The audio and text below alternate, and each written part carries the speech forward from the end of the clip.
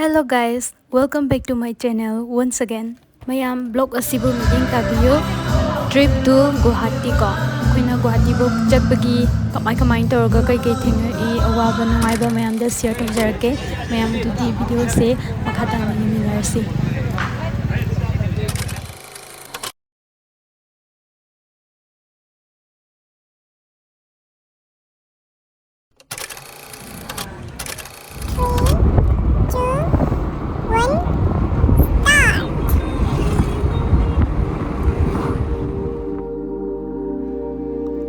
Laibagi wadi Manipur manungna khwaide base ni ko khoi Manipur se khoi gi temperature humidity haidi loina kahani yamna nungai bado oye ba weather kai se ko ado khangde Guwahati da yam sai do kaino su tawe hai numidang bo phasana AC natradi leiba ngamde ga haire ba khoi choina ado kaino tawde khoi huje airport manung check kai entry tawri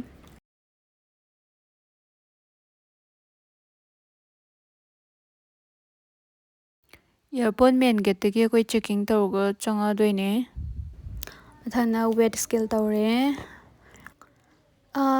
akhoi flight se pung horen pung ani gine bako ado huji khara watli haitare boarding time zero dribanina koi support khara sum cha sira na tawna bane to chara age mayam koi bus to hole kaino yore kari ba flight makhong yodore ado kaino tawde mogi kwai fazaba amna ko indigo gi mogi color ko che yam thi phazai haidi mit se koi gi musana ga sa ba koi gi mit se yak khat ba ma lai dai ne mit ka sa law bi do adu to hande ba ing law wa ni ne yam sa am dai gi video shooting to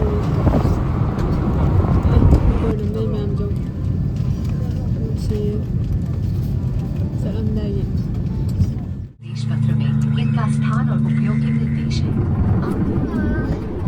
we are flying because the sky the pyrogi ke bye bye Manipur, love you Manipur, my birthplace Manipur.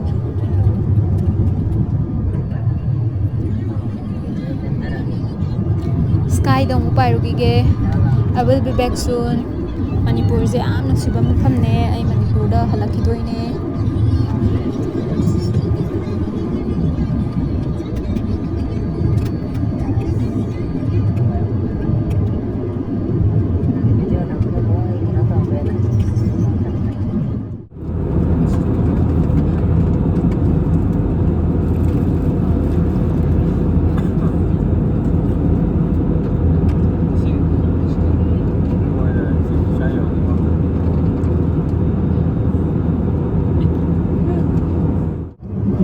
Sina Mahabharat Ramayan Sanabam.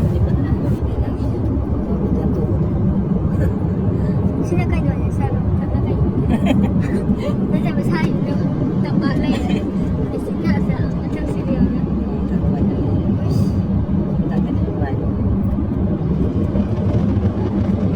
sisa people adi ba diba masana ba to dance nila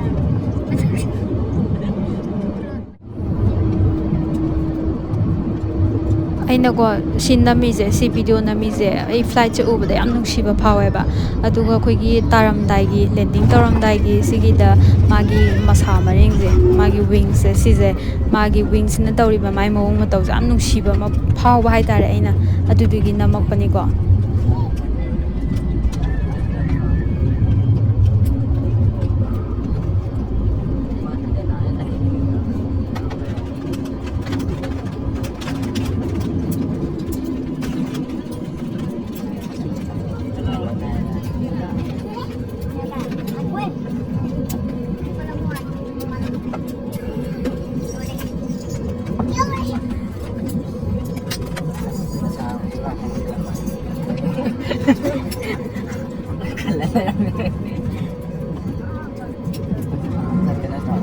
white lighting thom ba magi wings kai do char la engine gi bawani ang shi bawani ai sum yeng sa ba da ko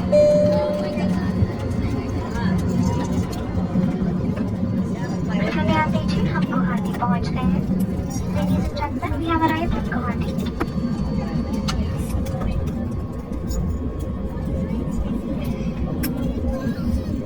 ꯑꯩꯈꯣꯏ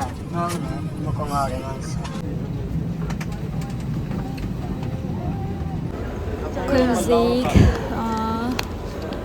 ꯌꯧꯔꯛꯑꯦ ꯒꯨꯋꯥꯍꯥꯇꯤ ꯌꯧꯔꯛꯑꯦ ꯍꯧꯖꯤꯛ ꯐꯥꯎꯒꯤ ꯑꯣꯏꯅꯗꯤ airport ꯃꯅꯨꯡꯅꯤꯅ AC ꯉꯥꯛꯇꯅꯦ ꯌꯥꯝ ꯅꯨꯡꯉꯥꯏ ꯃꯄꯥꯟ ꯊꯣꯛꯈ꯭ꯔꯗꯤ ꯀꯝꯗꯧꯗꯣꯏꯅꯣ ꯈꯪꯗꯦ ꯂꯒꯦꯖ ꯆꯦꯛ ꯇꯧꯔꯤ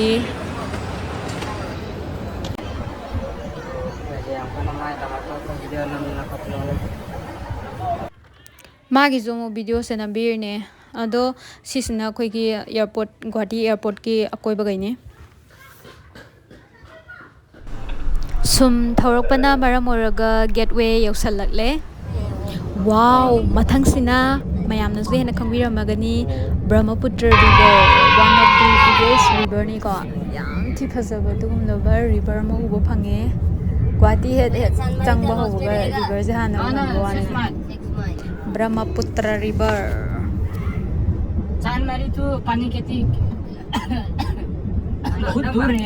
ꯑꯩꯈꯣꯏꯁꯦ 6 माइलꯗ ꯑꯣꯏꯅ ꯂꯩꯗꯣꯏꯅꯤꯀꯣ 6 माइलꯗ ꯑꯩꯈꯣꯏ ꯈꯪꯅꯕ ꯂꯩꯌꯦꯕꯀꯣ ꯑꯗꯨꯒꯤ 6 माइलꯗ ꯍꯧꯖꯤꯛ ꯊꯧꯗꯗꯣꯔꯦ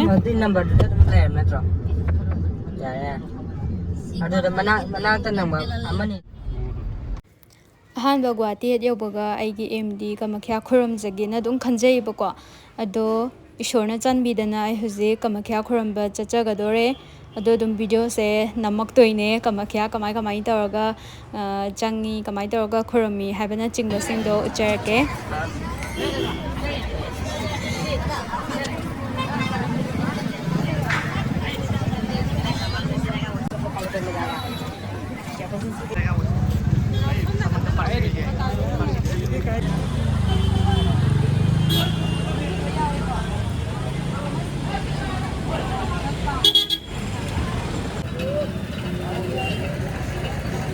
ꯃꯁꯤꯗ ꯎꯔꯤꯕꯁꯤꯅ ꯑꯩꯈꯣꯏꯒꯤ ꯀꯃꯈ꯭ꯌꯥ ꯏꯃꯥꯗꯨꯒꯤ ꯑꯅꯤꯁꯨꯕ ꯒꯦꯠ ꯍꯥꯏꯇꯥꯔꯦꯀꯣ ꯑꯅꯤꯁꯨꯕ ꯒꯦꯠꯇꯨꯒꯤ ꯑꯀꯣꯏꯕꯅꯦ ꯑꯗꯣ ꯃꯤꯁꯦ ꯌꯥꯝ ꯆꯤꯜꯂꯝꯃꯦ ꯍꯥꯏꯕꯗꯤ ꯏꯔꯥꯏ ꯅꯨꯃꯤꯠꯀ ꯑꯣꯏꯕꯅꯤꯅꯀꯣ ꯃꯤ ꯈꯔ ꯑꯗꯨꯝ ꯆꯤꯜꯂꯦ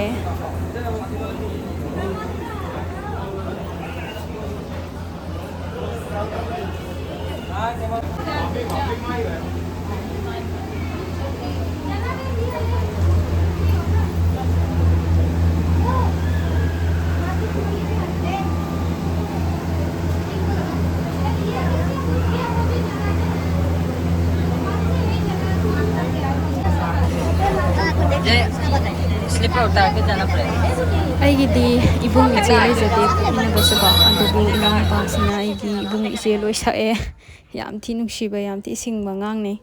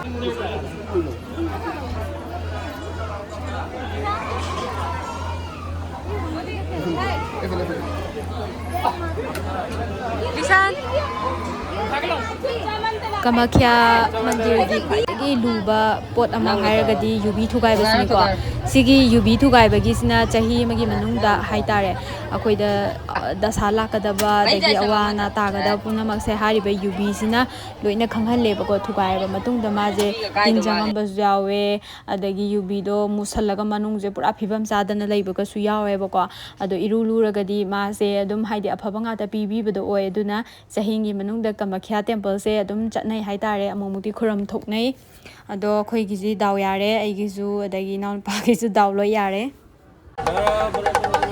आपका चेन खुल गया ꯁꯨꯃꯥꯏꯅ ꯂꯝ ꯀꯣꯏꯕ ꯈꯣꯠꯄ ꯂꯥꯛꯄ ꯃꯇꯝꯗ ꯑꯩꯈꯣꯏꯒꯤ ꯁꯅꯥꯅ ꯆꯤꯡꯕꯁꯤꯡ ꯁꯤꯔꯒ ꯆꯠꯄꯁꯤꯡꯗꯣ ꯍꯥꯏꯗꯤ ꯆꯦꯛꯁꯤꯟꯕꯤꯌꯣ ꯑꯩꯁꯨ ꯆꯦꯛꯁꯤꯜꯍꯧꯗꯕꯗꯒꯤ ꯑꯩꯒꯤ ꯆꯦꯟꯁꯦ ꯇꯠꯂꯒ ꯑꯩꯈꯣꯏꯒꯤ ꯉꯛꯇꯗꯤ ꯌꯥꯜꯂꯒ ꯑꯩꯈꯣꯏꯒꯤ ꯅꯥꯟꯊꯈ꯭ꯔꯕꯅꯦꯕ ꯑꯗꯣ ꯐꯨꯔꯤꯠꯇ ꯄꯜꯍꯧꯕ ꯍꯥꯏꯇꯥꯔꯦ ꯑꯗꯣ ꯍꯥꯏꯔꯤꯕ ꯁꯤꯒꯤ ꯄꯣꯠ ꯂꯩꯔꯤꯕ ꯑꯩꯒꯤ ꯐ꯭ꯔꯦꯟꯁꯤꯅ ꯎꯕꯗꯒꯤ ꯃꯥꯅ ꯑꯩꯉꯣꯟꯗ ꯇꯥꯛꯄꯤꯔꯛꯑꯦ ꯅꯥꯟꯊꯔꯦ ꯍꯥꯏꯗꯅꯀꯣ ꯑꯗꯣ ꯁꯤꯒꯤꯗꯃꯛꯇ thank you so much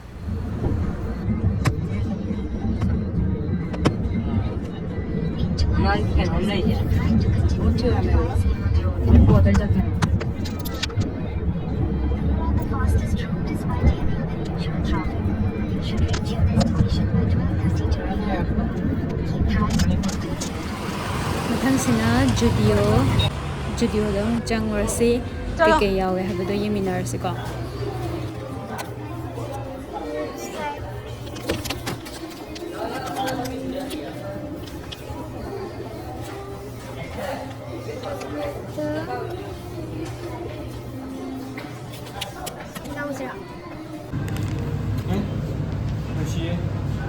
ꯖꯨꯗꯤꯑꯣ sneaker wipe ꯁ꯭ꯅꯤꯀꯔꯒꯨꯝꯕꯒꯤꯅꯤ ꯄ꯭ꯔꯥꯏꯁꯁꯦ 49 ꯑꯗꯨꯒ ꯁꯤꯅ ꯗꯤꯇꯣꯛꯁ ꯁꯤꯅ ꯆꯥꯔꯀꯣꯜ ꯗꯤꯇꯣꯛꯁ ꯁ꯭ꯇ꯭ꯔꯤꯠ ꯃꯥꯛꯁ ꯍꯥꯏꯕ ꯑꯃ ꯂꯩꯔꯦ ꯑꯗꯨꯒ ꯑꯃꯅ ꯀꯣꯐꯤ ꯁꯤ ꯑꯅꯤꯁꯤ ꯃꯅꯨꯡꯗ ꯑꯩ ꯁꯤꯁꯦ ꯄꯥꯝꯃꯦ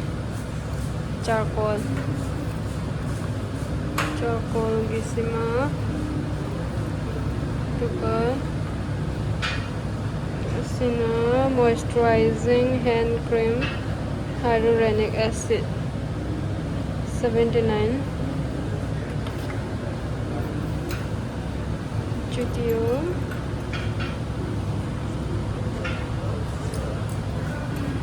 ꯁꯤ ꯃꯆꯨꯁꯦ ꯏꯪꯕꯅꯦ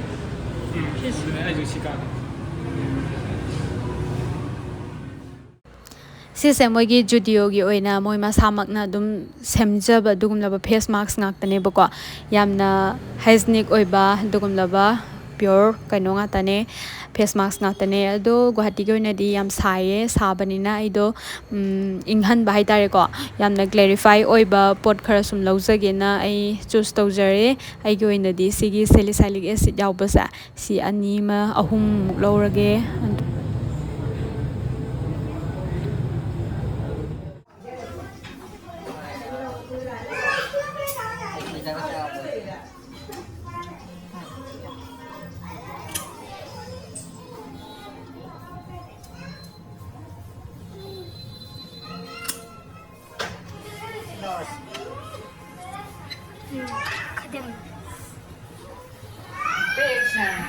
ꯑꯩ ꯁꯤꯗ ꯕꯦꯛ ꯐꯖꯕ ꯌꯥꯎꯋꯦꯉꯣ ꯁꯤ ꯑꯅꯤꯁꯦ ꯄ꯭ꯔꯥꯏꯁꯁꯨ ꯐꯖꯩ ꯐꯥꯏꯅꯦꯂꯤ ꯑꯩꯅ ꯄꯥꯝꯖꯕꯒꯤ ꯃꯃꯤ ꯑꯃ ꯎꯈꯤꯕꯗꯒꯤ ꯂꯩꯕꯤꯔꯛꯑꯦ ꯌꯥꯝ ꯊꯤ ꯐꯖꯈ꯭ꯔꯦ ꯊꯦꯡꯛ ꯌꯨ ꯁꯤ ꯕꯦꯒꯁꯦ ꯑꯩꯅ ꯍꯦꯛ ꯑꯍꯥꯟꯕ ꯎꯈꯤꯕꯗꯣ ꯌꯥꯝ ꯄꯥꯝꯖꯈꯤꯕ ꯍꯥꯏꯇꯥꯔꯦ ꯒꯨꯋꯥꯍꯥꯇꯤ ꯑꯁꯥꯝꯗ ꯇꯨꯔ ꯇꯧꯕ ꯂꯥꯛꯄꯁꯤꯡꯅ ꯈ꯭ꯋꯥꯏꯗꯒꯤ ꯃꯔꯨꯑꯣꯏꯅ ꯂꯧꯅꯔꯤꯕꯁꯦ ꯆꯥ ꯃꯅꯥꯅꯤꯀꯣ ꯆꯥ ꯃꯅꯥꯁꯦ ꯑꯁꯨꯛꯀꯤ ꯃꯇꯤꯛ ꯄ꯭ꯔꯤꯃꯤꯌꯝ ꯀ꯭ꯋꯥꯂꯤꯇꯤ ꯑꯣꯏꯔꯒ ꯄ꯭ꯔꯥꯏꯁꯁꯨ ꯋꯥꯡꯉꯤ ꯍꯥꯏꯔꯤꯕ ꯆꯥ ꯃꯅꯥ ꯑꯁꯤ ꯕ꯭ꯔꯍꯃꯄꯨꯇ꯭ꯔ ꯕꯦꯂꯤꯗ ꯊꯥꯔꯒ ꯃꯁꯥꯒꯤ ꯑꯩꯈꯣꯏꯒꯤ ꯑꯣꯟ क्लाइमेटꯁꯦ ꯑꯗꯨꯒ ꯁꯣꯏꯜꯅꯦ क्लाइमेटꯅꯦ ꯀꯟꯗꯤꯁꯟ ꯌꯥꯝꯅ ꯐꯅ ꯇꯧꯔꯒ ꯃꯣꯏꯅ ꯀ꯭ꯋꯥꯂꯤꯇꯤ ꯂꯩꯅ ꯄꯨꯊꯣꯛꯄ ꯑꯁꯥꯝ ꯇꯤ ꯂꯤꯞꯁꯅꯦ ꯑꯗꯣ ꯑꯅꯝꯕꯅ ꯃꯥꯁꯦ ꯋꯥꯔꯜ ꯋꯥꯏꯗ ꯑꯣꯏꯅ ꯄꯣꯄꯨꯂꯔ ꯆꯣꯏꯁ ꯑꯣꯏꯅ ꯍꯧꯖꯤꯛ ꯊꯛꯅꯔꯤꯕꯅꯤ ꯑꯁꯥꯝꯒꯤ ꯆꯥ ꯃꯅꯥ ꯍꯥꯞꯄ ꯆꯥꯁꯤꯡꯀꯣ ꯑꯁꯥꯝ ꯇꯤ ꯂꯤꯞꯁꯀꯤ ꯃꯥꯒꯤ ꯀꯦꯔꯦꯛꯇꯔꯤꯁꯇꯤꯛ ꯈꯔ ꯍꯥꯏꯖꯔꯕꯗ ꯑꯩꯈꯣꯏꯒꯤ ꯕꯣꯜ ꯐ꯭ꯂꯦꯕꯔ ꯑꯣꯏꯕꯀꯣ ꯍꯥꯏꯗꯤ ꯑꯩꯈꯣꯏꯅ ꯊꯛꯎꯕ ꯃꯇꯝꯗ ꯌꯥꯝꯅ ꯇꯦꯁ ꯑꯣꯏꯕ ꯑꯗꯒꯤꯗꯤ ꯑꯩꯈꯣꯏꯗ ꯐꯨꯜ ꯕꯣꯗꯤꯗ ꯑꯩꯈꯣꯏꯒꯤ ꯐꯪꯁꯟ ꯇꯧꯍꯟꯕ ꯍꯥꯏꯇꯥꯔꯦꯀꯣ ꯍꯥꯏꯗꯤ ꯃꯤꯁꯦ ꯆꯣꯛꯊꯗꯕ ꯍꯥꯏꯇꯥꯔꯦ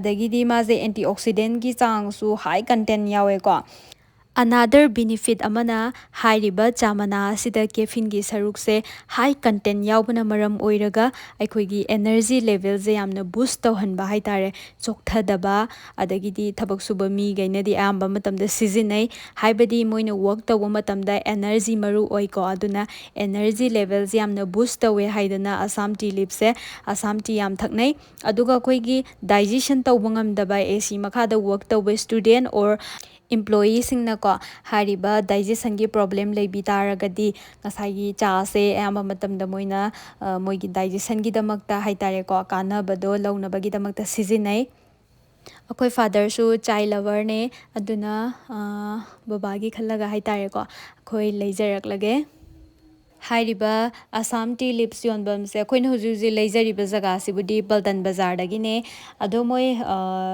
delicious yamna oiba chai tea leaves se makhan ma'am leiba ko khoigi black tea gi leire green tea gi adagi white tea gi adagi olong gi tongana olong tea leire adagi de tongana matcha green tea haidana masu leiba ko tongana ade herbal tea su leire ado isa gi apamba haidi moi sigi factor ma'am leise sidagi apamba makhan gi tea leaves dum lobjadoine ado loinabakti organic loi oiko duduna mayamsu yengbiyo ado khoigi oinadi khara makhan khara lobjaraklage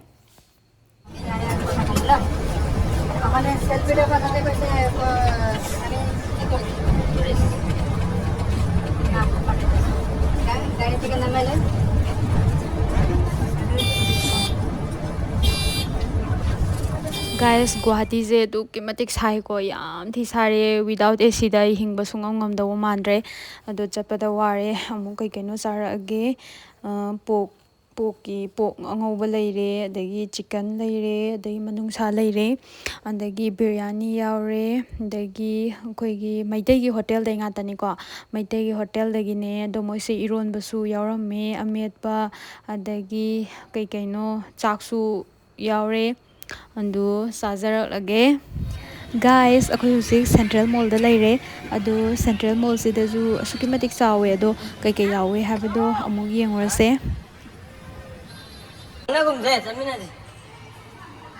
changurase kai kai lei habado yengase teddy bear yon bamne sina next is akoigi mouth freshener ko akoigi sise akoigi mouth freshener je isa isana apamba mong da dum choice to holaga semba yaba dugum laba kaino ngatani ko Jaipur gi leire adagi atop mayam am leigre ando sigi freshener singse dum candy athumba pamaga na dum candy gi oiba dum semasu yai ko mathangi second floor dum karasi second floor da kai lege habdu yase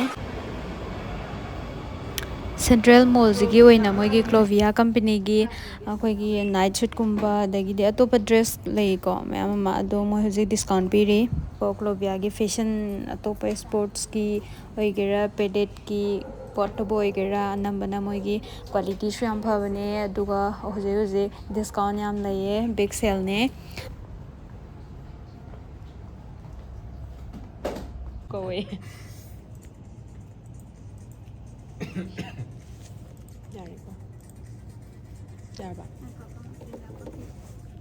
mathangi sina watch kine akoigi Casio gumba fast track gumba Titan gumba Timex adagi Sonata Fossil Rolex G-Shock mayam am leire ando karam no yengage yam phajaye machu jingjiga adagidi leiriba moigi store jiga haidi amena phajahan bido pura laining hanbi mai sada phawai tare ko het urubadagi do yeng sise karam no yengbudi pesa ting de dana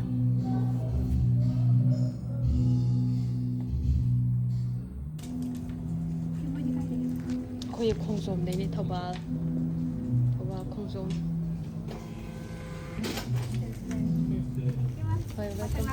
hoi la kara chalage ko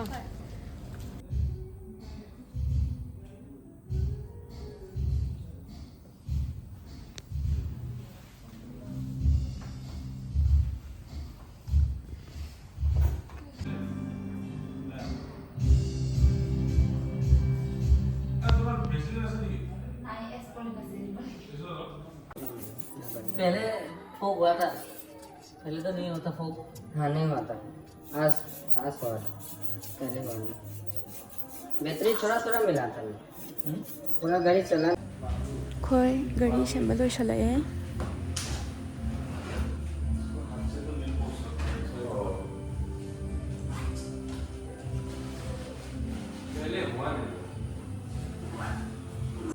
listen okay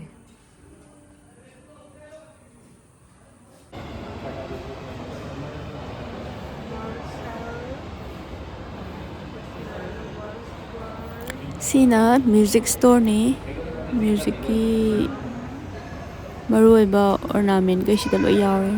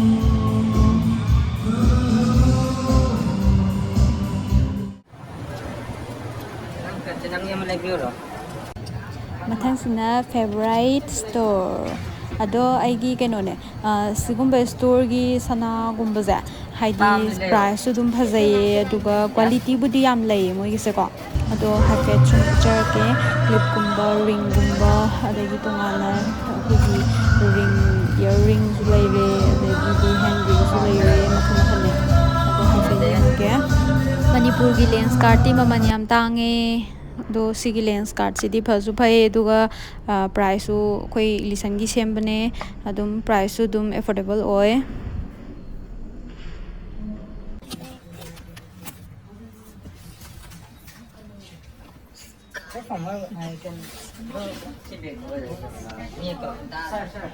Hello.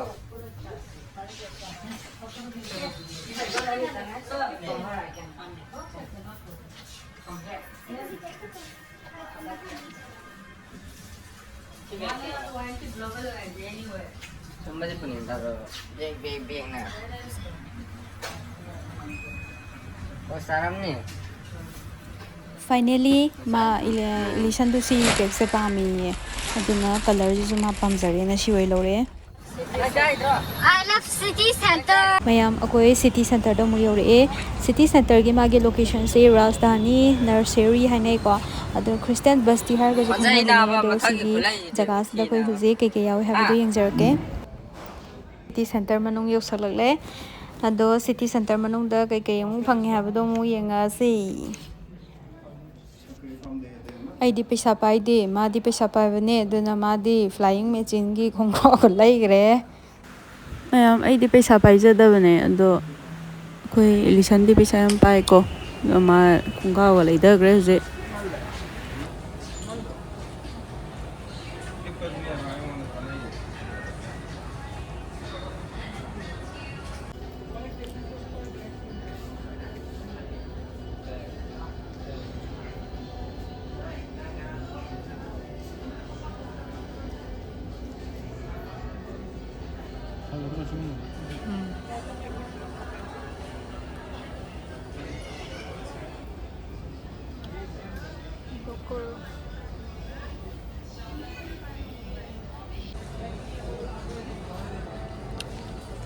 Emirates.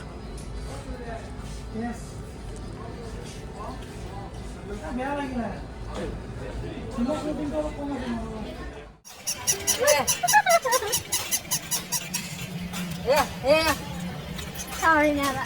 Ngay trời Nala. क्या pizza लो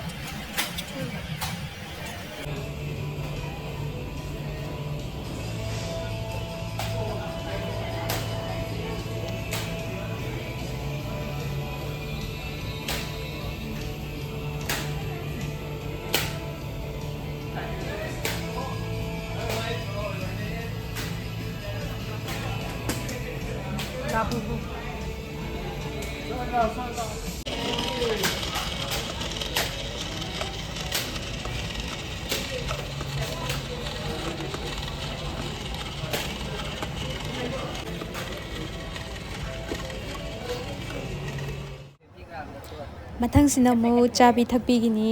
ꯁꯤꯅ banana ꯆꯤꯞꯅꯦ. ꯑꯗꯣ ꯃꯣꯏꯁꯦ ꯀꯩꯅꯣ ꯇꯧꯋꯦ, 250 ꯒ꯭ꯔꯥꯝꯗ 200ꯅꯤ. ꯄ꯭ꯔꯥꯏꯁꯁꯦ ꯑꯗꯨꯝ affordable ꯑꯣꯏꯀꯣ. ꯑꯗꯣ ꯁꯨꯝ ꯆꯤꯞꯇ ꯃꯈꯜ ꯃꯈꯜꯅꯦꯕꯀꯣ. ꯑꯗꯣ ꯑꯩꯒꯤ ꯑꯣꯏꯅꯗꯤ ꯕꯅꯥꯅꯥ ꯆꯤꯞꯁꯦ ꯄꯥꯝꯃꯤ. ꯕꯅꯥꯅꯥ ꯆꯤꯞꯁ ꯑꯃ ꯂꯧꯔꯦ. ꯈ꯭ꯋꯥꯏ ꯅꯨꯡꯉꯥꯏꯕ ꯑꯃꯅꯅꯦ, ꯃꯣꯏꯗꯤ ꯄꯨꯛꯆꯦꯜꯁꯦ ꯂꯣꯏ ꯆꯥꯎꯊꯣꯛꯑꯦ ꯈꯪꯗꯦ ꯇꯧꯔꯤꯁꯦ. ꯇꯦꯁꯇꯔ ꯍꯥꯏꯕ ꯑꯃꯁꯨ ꯂꯩꯔꯦ. ꯑꯗꯨꯅ ꯇꯦꯁꯁꯦ ꯇꯧꯔꯣ ꯁꯤꯅꯦ ꯃꯣꯏ ꯍꯥꯏꯁꯦ. ꯑꯗꯨꯒ ꯑꯄꯥꯝꯕꯁꯦ ꯈꯜꯂꯒ ꯑꯗꯨꯝ ꯂꯩꯕꯤꯌꯣ ꯁꯤꯅꯦꯕꯀꯣ. ꯑꯦꯐꯣꯔꯗꯦꯕꯜ ꯄ꯭ꯔꯥꯏꯁ ꯂꯣꯏ ꯑꯣꯏꯌꯦ. ꯑꯗꯣ ꯇꯦꯁ ꯇꯧꯑꯣꯅ ꯍꯥꯏꯔꯦ. ꯑꯗꯨꯅ ꯑꯩꯈꯣꯏ ꯍꯧꯖꯤꯛ ꯇꯦꯁ ꯇꯧꯖꯔꯛꯑꯒꯦ. ꯒ꯭ꯔꯤꯟꯒꯤꯁꯦ ꯀꯨꯔꯀꯨꯔꯦ ꯈꯤꯇꯪ ꯃꯥꯜꯂꯦ. ꯃꯥꯁꯨ 250 ꯒ꯭ꯔꯥꯝꯗ 200 ꯈꯛꯇꯅꯦ. ꯃꯣꯔꯣꯛ ꯑꯁꯥꯕ ꯈꯔ ꯄꯥꯝꯃꯦ, ꯍꯥꯏꯕꯗꯤ ꯅꯨꯡꯁꯥ ꯁꯥꯔꯗꯤ ꯃꯣꯔꯣꯛ ꯑꯁꯥꯕꯁꯦ ꯆꯥꯁꯜꯂꯒ ꯈꯔ ꯃꯤꯠ ꯅꯥꯁꯦ ꯁꯤꯡꯉꯦꯕ. ꯁꯤꯅ ꯑꯆꯥꯔꯒꯤ ꯒ꯭ꯔꯨꯞ ꯉꯥꯛꯇꯅꯦ. ꯃꯦꯡꯒꯣ ꯗ꯭ꯔꯥꯏ ꯃꯦꯡꯒꯣꯒꯤ ꯂꯩꯔꯦ, ꯑꯗꯒꯤ ꯃꯦꯡꯒꯣ ꯇꯣꯛꯀꯤ ꯂꯩꯔꯦ, ꯑꯗꯒꯤꯗꯤ ꯇꯣꯉꯥꯟꯅ ꯀꯦꯔꯦꯂꯥꯒꯤ ꯂꯩꯔꯦ, ꯖꯦꯛ ꯐ꯭ꯔꯨꯠ ꯑꯩꯈꯣꯏꯒꯤ ꯀꯩꯅꯣꯗꯣ ꯍꯩꯕꯣꯡꯗꯣ ꯑꯗꯨꯒꯤ ꯑꯆꯥꯔꯁꯨ ꯂꯩꯌꯦ ꯃꯣꯏꯁꯤꯗ. ꯑꯗꯩ ꯒ꯭ꯔꯤꯟ ꯆꯤꯂꯤꯒꯤꯗ ꯃꯣꯔꯣꯛ ꯑꯁꯥꯕꯤꯒꯤ ꯂꯩꯔꯦ, ꯌꯥꯝ ꯀꯟꯅ ꯁꯥꯗꯕꯤꯒꯤ ꯂꯩꯔꯦ. ꯑꯗꯩ ꯒ꯭ꯔꯤꯟ ꯆꯤꯂꯤꯗꯣ ꯑꯃꯨꯛ ꯄꯨꯔꯥ ꯀꯛꯊꯠꯂꯒ ꯀꯠꯇꯤꯡꯒꯤ ꯇꯣꯉꯥꯟꯅ ꯑꯆꯥꯔꯁꯨ ꯂꯩꯌꯦ ꯃꯣꯏꯒꯤꯁꯦ. ꯑꯗꯒꯤꯗꯤ ꯒꯥꯔꯂꯤꯛꯀꯤ ꯂꯩꯅꯤ. ꯃꯈꯜ ꯃꯈꯜꯅꯤ ꯃꯌꯥꯝ ꯂꯩꯔꯤꯁꯦ. ꯁꯤꯗ ꯖꯨꯖꯨꯕꯤꯒ ꯍꯥꯏ. ꯑꯗ ꯁꯤꯗꯒꯤ ꯃꯣꯔꯣꯛ ꯈꯔ ꯁꯥꯒꯗꯕ ꯑꯃ ꯌꯦꯡꯉꯒꯦ. ꯃꯌꯥꯝ ꯃꯤꯅꯤꯁꯣꯒꯤ ꯄꯣꯠꯁꯨ ꯍꯥꯏꯔꯤꯕ ꯁꯤꯇꯤ ꯁꯦꯟꯇꯔꯁꯤꯗ ꯌꯥꯎꯔꯝꯃꯦ. ꯑꯗꯣ ꯑꯩꯒꯤ ꯑꯣꯏꯅꯗꯤ ꯃꯤꯅꯤꯁꯣꯒꯤ ꯄ꯭ꯔꯗꯛ ꯈꯨꯗꯤꯡꯃꯛꯁꯦ ꯃꯅꯝ ꯌꯥꯝꯅ ꯅꯨꯡꯁꯤꯕ, ꯑꯗꯨꯒ ꯐ꯭ꯔꯦꯒ꯭ꯔꯦꯟꯁꯁꯨ ꯀꯨꯏꯅ ꯂꯩꯌꯦ, ꯑꯗꯨꯒ ꯀ꯭ꯋꯥꯂꯤꯇꯤꯁꯨ ꯑꯁꯨꯛꯀꯤ ꯃꯇꯤꯛ ꯐꯩꯀꯣ. ꯑꯩꯒꯤꯗꯤ ꯖꯣꯀꯤꯗꯒꯤ ꯄꯣꯠ ꯈꯔ ꯂꯩꯔꯛꯑꯦ. ꯑꯗꯣ ꯍꯧꯖꯤꯛ ꯌꯨꯝ ꯌꯧꯔꯦ, ꯋꯥꯔꯦ. ꯑꯗꯣ ꯄꯣꯊꯥꯔꯅꯤ. ꯑꯩꯈꯣꯏ ꯍꯧꯖꯤꯛ ꯆꯥꯕꯤ ꯊꯛꯄꯤ ꯑꯃꯨꯛ ꯇꯧꯔꯒꯦ. ꯑꯗꯨꯒ ꯃꯌꯥꯝ ꯀꯩꯅꯣ ꯃꯤꯅꯤꯁꯣꯒꯤ ꯀꯩꯅꯣ ꯔꯣꯜ-ꯑꯣꯟ ꯑꯃ ꯂꯧꯔꯛꯑꯦꯕꯀꯣ. ꯑꯗꯣ ꯔꯣꯜ-ꯑꯣꯟꯁꯦ ꯌꯥꯝ ꯃꯅꯝ ꯅꯨꯡꯁꯤꯌꯦ. ꯑꯗꯣ ꯁꯤꯖꯤꯟꯅꯕ ꯃꯤꯅꯗꯤ ꯑꯗꯨꯝ ꯈꯪꯉꯝꯃꯒꯅꯤ. ꯁꯤꯖꯤꯟꯅꯗꯕ ꯂꯩꯔꯒꯁꯨ ꯁꯤꯖꯤꯟꯅꯕꯤꯌꯨ, ꯌꯥꯝ ꯐꯩ. ꯅꯣꯡꯃ ꯅꯣꯡꯃ ꯍꯧꯈꯤ, ꯅꯣꯡꯉꯥꯜꯂꯦ, ꯑꯃꯨꯛ ꯆꯤꯡ ꯀꯥꯔꯛꯑꯒꯦ. ꯑꯗꯣ ꯀꯩꯅꯣ ꯇꯧꯗꯦ, ꯑꯦꯛꯖꯥꯝ ꯗꯦꯠꯅꯦ ꯉꯁꯤꯁꯦ. ꯑꯦꯛꯖꯥꯝ ꯅꯨꯃꯤꯠ ꯍꯥꯏꯕꯗꯣ ꯉꯁꯤ ꯑꯣꯏꯔꯛꯏ. ꯈꯪꯍꯧꯗꯦ ꯍꯥꯏꯕ, ꯃꯇꯝꯁꯦ ꯖꯔ ꯖꯔ ꯖꯔ ꯆꯠꯈꯤꯕꯅꯤꯅ. ꯑꯗꯨꯅ ꯃꯌꯥꯝ ꯑꯦꯛꯖꯥꯝ ꯁꯦꯟꯇꯔ ꯇꯥꯝꯅ ꯂꯥꯛꯆꯔꯦ. ꯑꯗꯣ ꯀꯩꯅꯣ ꯇꯧꯋꯦ, ꯍꯨꯃꯥꯡ ꯇꯥꯔꯦ ꯆꯤꯡꯁꯦ ꯀꯥꯈꯠꯂꯛꯄꯗ. ꯑꯁꯨꯛꯀꯤ ꯃꯇꯤꯛ ꯅꯝꯃꯤ. ꯃꯈꯥꯗꯁꯨ ꯆꯠꯄ ꯌꯥꯏ, ꯃꯊꯛꯇꯁꯨ ꯆꯠꯇꯣꯏꯅꯦ. ꯃꯊꯛꯇ ꯀꯥꯈ꯭ꯔꯁꯨ ꯌꯥꯏ.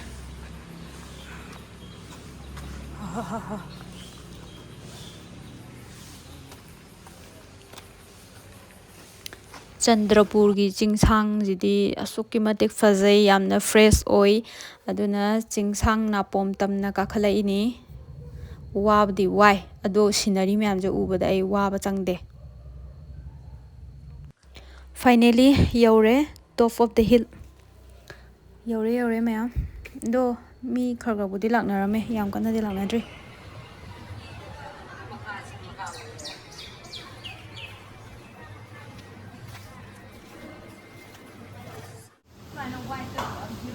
ꯃꯅꯤꯄꯨꯔꯗꯁꯨ ꯇ꯭ꯔꯦꯟ ꯌꯧꯔꯛꯑꯅꯤ ꯍꯥꯏꯕꯅꯦ. ꯑꯗꯣ ꯃꯐꯝ ꯆꯟꯗ꯭ꯔꯄꯨꯔꯁꯤꯗꯁꯨ ꯇ꯭ꯔꯦꯟꯒꯤ ꯂꯝꯕꯤ, ꯑꯗꯒꯤ ꯃꯣꯏꯒꯤ ꯇ꯭ꯔꯦꯟꯒꯤ ꯆꯠꯅꯕꯤꯁꯦ ꯄꯥꯛꯇꯛꯅꯅ ꯇꯧꯔꯝꯃꯦ.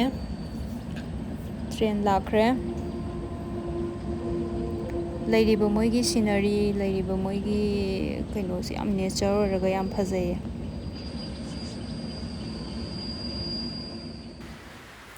ꯌꯥꯝ ꯏꯪ ꯏꯪ ꯂꯥꯎꯕ ꯖꯒꯥ ꯑꯃꯗ ꯑꯩꯈꯣꯏꯁꯦ ꯉꯥꯏꯔꯦ.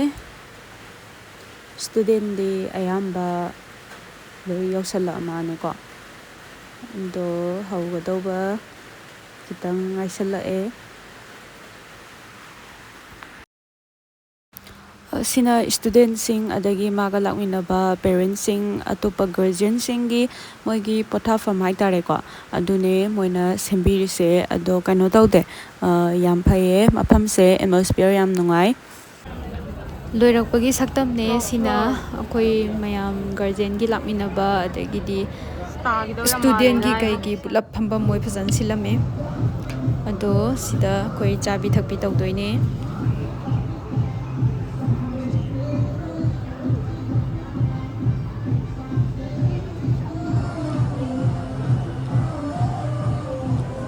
ꯑꯗꯨꯒ ꯃꯈꯥꯗꯅ ꯑꯩꯈꯣꯏꯒꯤ ꯀꯩꯅꯣ ꯉꯥꯛꯇꯅꯤꯀꯣ ꯎꯔꯤꯁꯦ ꯐꯣꯔꯦꯁ ꯉꯥꯛꯇꯅꯦ ꯑꯗꯣ ꯃꯊꯛꯇꯅ ꯑꯩꯈꯣꯏꯒꯤ ꯆꯥꯐꯝꯅꯦ ꯑꯗꯣ ꯌꯥꯝ ꯊꯤ ꯐ꯭ꯔꯦꯁ ꯑꯣꯏꯌꯦ ꯆꯥꯅ ꯌꯦꯡꯕꯗꯀꯣ ꯁꯤꯅꯔꯤꯁꯤꯗꯤ ꯍꯥꯏꯕꯤꯔꯅꯨ ꯍꯥꯏꯔꯤꯌꯦ ꯐꯖꯩ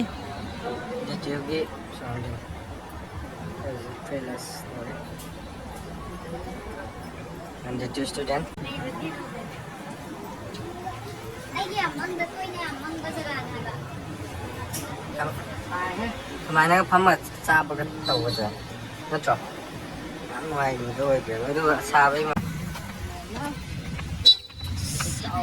ꯁꯤꯅ ꯑꯩꯈꯣꯏ ꯍꯜꯂꯛꯄꯒꯤ ꯁꯛꯇꯝꯅꯦ ꯌꯥꯝ ꯊꯤ ꯋꯥꯔꯦꯀꯣ ꯁꯥꯕꯨꯗꯤ ꯁꯥꯏ ꯑꯗꯨꯏꯁꯨ ꯑꯩꯈꯣꯏ ꯍꯟꯗꯕꯗꯤ ꯌꯥꯗꯦꯗꯅ ꯍꯜꯂꯛꯏꯅꯦ ꯁꯤꯁꯦ ꯍꯜꯂꯛꯄꯒꯤ ꯁꯛꯇꯝꯅꯤ ꯃꯤ ꯌꯥꯝ ꯌꯥꯝꯃꯦ ꯊꯦꯡꯛꯁ ꯐꯣꯔ ꯋꯥꯆꯤꯡ ꯃꯥꯏ ꯚꯤꯗꯤꯑꯣꯁ ꯃꯌꯥꯝꯕꯨ ꯑꯃꯨꯛꯀ ꯍꯟꯅ ꯇꯔꯥꯝꯅ ꯑꯣꯛꯆꯔꯤ ꯃꯊꯪꯒꯤ ꯚꯤꯗꯤꯑꯣꯗꯁꯨ ꯅꯨꯡꯉꯥꯏ ꯅꯨꯡꯉꯥꯏꯕ ꯀꯌꯥ ꯑꯃ ꯄꯨꯗꯨꯅ ꯂꯥꯛꯆꯒꯦ ꯑꯗꯨꯅ ꯆꯦꯅꯦꯜ ꯑꯁꯤꯕꯨ ꯁꯕꯁꯀ꯭ꯔꯥꯏꯕ ꯇꯧꯕꯤꯌꯨ Bye bye. See you in my next video.